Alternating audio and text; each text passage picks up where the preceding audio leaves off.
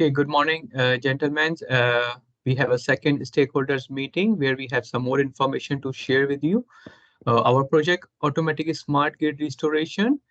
So I will just have a quick review. The purpose for this project is we should have a system that can support and relieve the operator during the disturbance situation by use of the increasingly installed automation devices in the distribution network. So we had discussed before also we have a milestone. For first one, we will successfully testing of ASGR application at the testing system. And then we will perform the user acceptance testing at the testing system. And the third milestone will be a successful testing of ASGR application at the real-time system. So the work breakdown structure is like we have three different parts. First one is system design. In the system design, we will do signal designing, logic design, then we will write the code, and finally we will design the user interface. The installation part, it will be in the two phase. First one, we will start install it on the test system, and then we will install it on the real-time system. And for the testing, we will have four different testing. First, it will be factory acceptance testing at the premises of Siemens. Second, once we will start on the test system, we will perform simulation test. And after installing on the real-time system, we will perform on the real-time system. If all goes well, then we will ask user to perform the user acceptance testing. So the schedule of the project, we will start in the mid of January.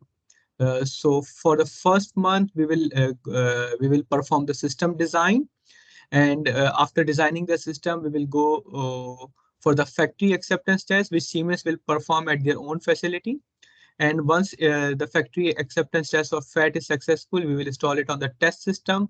We'll perform the simulation test. Then we will install it on the real-time system in mid of February, and we'll perform the real-time test. If everything is good, we will perform user acceptance test by end of February or start of March. And we have a plan to go live by first week of March. For the cost management plan, we have the cost unit of measurements. We are using internal teams and we are paying them as a day rate. And we already have their level of precision. We have obtained it from our HR department. And we have some third-party suppliers from Siemens as well. So they are charging us a fixed fee. And the test and equipment what we are using, we are calculating based on per session cost.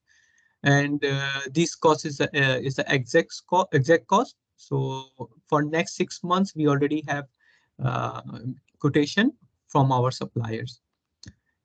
We have a project cost tolerance for 2 to 25,000. Project manager will be 2.5%. For program office, it will be between 2.5 and 10%. And for project board, if it is more than 10%, then it will go to approval for project board. Similarly, if the tolerance exceed 25,000, but before 100,000, then there will be some tight tolerance for it.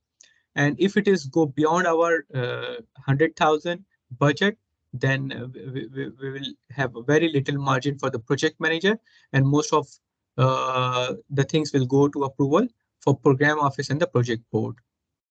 The cost, we will report it in a fixed format. It is already recorded in the SAP. So we have a weekly report which will be distributed to the project board, and any variance over the project tolerance, it will be reported to the PMO office. The time phase budget for the project is in the January.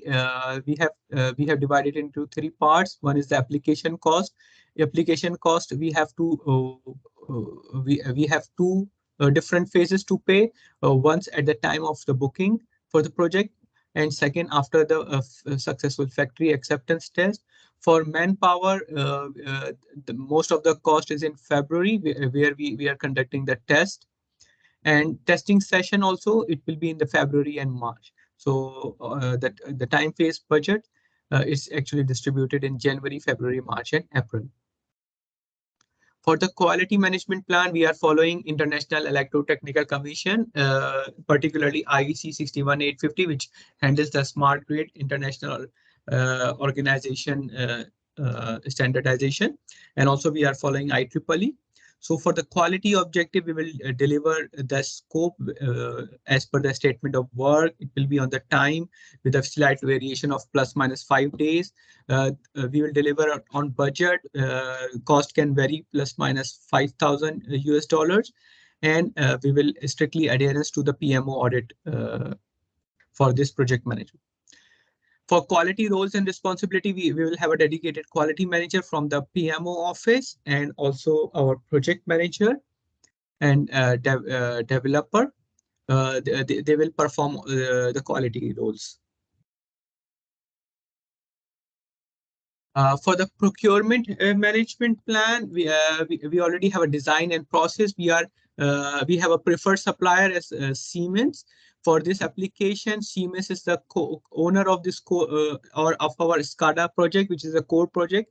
The name of the application is Spectrum Power 4. It's already installed at the control center. So this supplier Siemens is also recommended by our consultant. And all the internal resources we will use it for the testing purpose, and their respective departments will handle the budget. So for this procurement and control risk, we have a very low likelihood of risk where a single person involved in the process. We have a very high impact, like for example in the Siemens, if the developer in the development part, a single person is involved in the development of the application, then the risk will be very high if that person is not available. So we are also ensuring that the procurement teams should involve at all the stages, and Siemens should include multiple people during the development phase. And for our performance metrics for procurement, it should be delivery on time, over ordered price versus invoice price should not vary, and there should not be any software downtime. So this is from me. If you have any question, you can ask. No questions. No questions here. Yep. Thank you so much.